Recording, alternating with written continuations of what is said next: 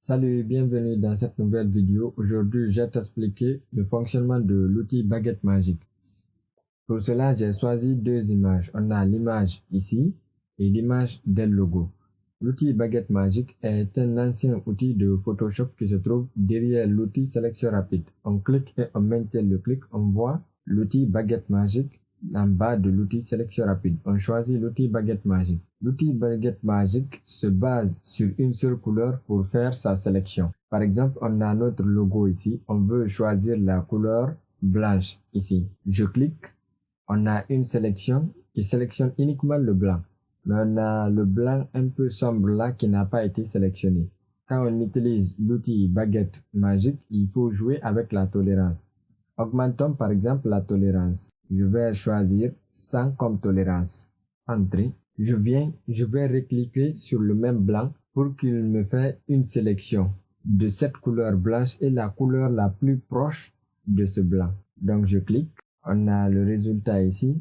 Il y a le blanc sur lequel j'ai cliqué et la couleur qui s'approche le plus de ce blanc a été également sélectionnée.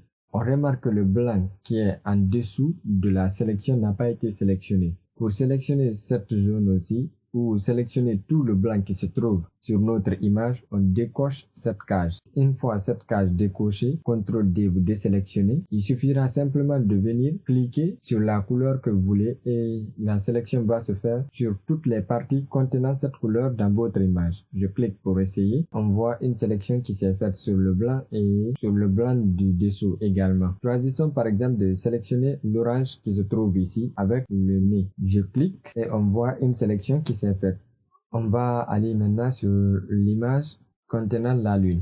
Ici, pour faire la sélection, c'est simple. Comme je vous ai dit, l'outil baguette magique est un outil qui se base sur une seule couleur pour faire sa sélection. Je clique, on a une sélection, mais cette sélection sélectionne également la couleur la plus proche de ce noir. Pour enlever ce décor, il suffit simplement d'appuyer sur la touche suppression. Avant d'appuyer sur la touche, il faut se rassurer qu'on n'est pas sur le calque d'arrière-plan. On double-clique sur le calque pour le convertir en calque 0, ok.